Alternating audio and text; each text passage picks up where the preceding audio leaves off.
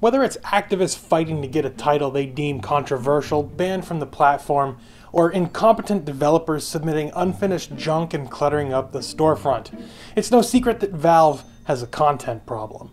A new post to the official Steam blog has shed light on Valve's thought process regarding content on the Steam store, and let's just say that, well, I'm disappointed.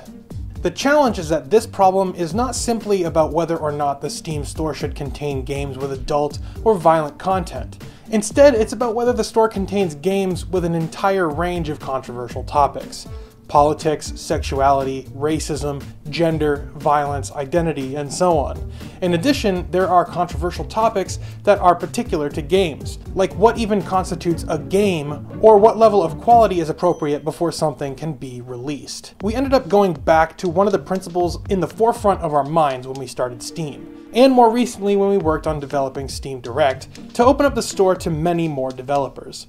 Valve shouldn't be the ones deciding this. We decided that the right approach is to allow everything onto the Steam store except for things that we decide are illegal or straight up trolling.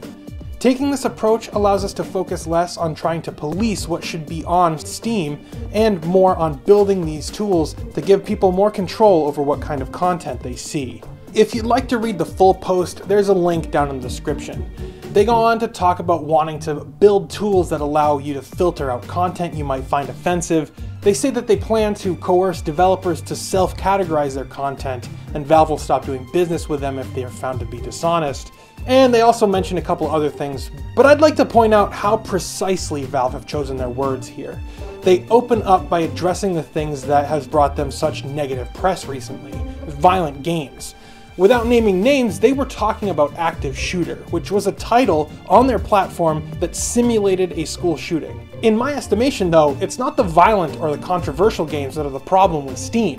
I mean, by creating Steam Greenlight and Steam Direct, they've opened themselves up to controversial titles for any old person. But that's the real issue.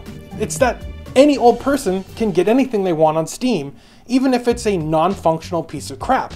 So when they open their blog post by talking about politics, sexuality, racism, gender, violence, identity, and so on, they are framing the whole argument as if they're heroic champions of free speech, a neutral platform upon which anyone can have a voice. When in reality, the problem is that people with no merit or ability are clogging up Steam and hurting other, more deserving developers' bottom line. They go on to sum up their post by saying, "So what does this mean? It means that the Steam store is going to contain something you hate, and don't think should exist. Unless you have no opinions, that's guaranteed to happen. But you're also going to see something on the store that you believe should be there, and some other people will hate it and not want it to exist."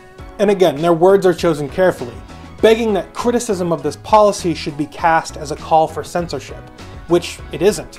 I don't care if there is tastelessly violent or sexual or politically charged content on Steam, so long as it's worthy of being on Steam. What I want is for Valve to have standards, for games to be playable and functional, and for everyone on Steam to benefit from being on the platform. Valve's laissez-faire attitude might be making them money for now, but it's damaging their reputation. Despite what they may want to think, games on their platform reflect on their brand and show just what kind of company they are.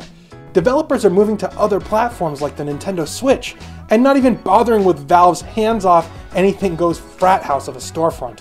And I don't blame them. Content discovery on Steam is a joke. They plan to build an algorithmic solution that shows you content that you're likely to want to see. But we all know how well that works, don't we? Don't we? I mean, don't we? So yeah. To summarize, I think Valve really needs to step up and have a minimum threshold of quality before we experience the PC gaming bust of 2019. But I want to know what you think. Are Valve being lazy, or do you think they're the white knights of free speech? Leave me a comment and let me know, or hit me up on Twitter at @TheLinuxGamer. If you believe in the work that I do, you can support the show over on Patreon, or you can pick up a t-shirt. There's a link down in the description. But whatever you do, whether it's hitting that like button or sharing this video with your friends, don't forget to subscribe to see more from me, the Linux Gamer. And as always, thanks for watching.